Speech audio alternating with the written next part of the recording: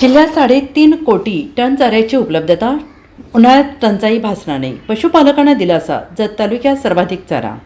जिल्ह्यात सुका आणि ओला असा एकूण 3.5 कोटी टन चारा उपलब्ध आहे आणि यामुळे यंदाच्या उन्हाळ्यात चारा टंचाई भासणार नाही अशी शक्यता आहे. सध्या उपलब्ध असलेल्या चाऱ्यामध्ये सर्वाधिक चारा जत तालुक्यात आहे. खरीप आणि रब्बी हंगामात चारा पिकांची मोठ्या प्रमाणात लागवड तसेच जिल्हा नियोजन समितीमार्फत पशुसंवर्धन विभागाकडून करण्यात आलेले चारा बियाण्यांचे वाटप यामुळे जिल्ह्यात मोठ्या प्रमाणात चारा उपलब्ध आहे अशी माहिती पशुसंवर्धन विभागातून देण्यात आली.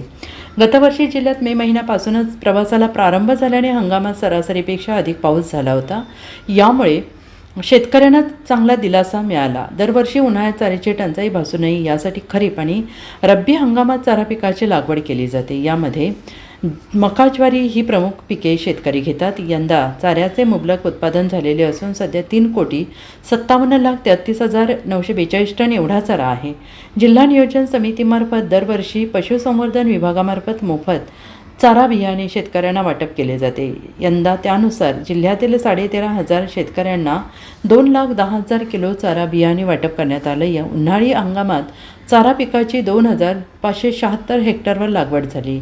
यामुळे चाऱ्याचे मुबलक उत्पादन असल्याने उन्हाळ्यात चाऱ्याची टंचाई भासणार नाही असे चित्र आहे. मात्र गेल्या काही दिवसात पाणीसाठ्यात होत असलेली घट लक्षात घेता पाणी टंचाई वाढल्यास चारा पिके धोक्यात येण्याची शक्यता व्यक्त करण्यात आली आहे. Bureau report, SBN Marathi, Sangli.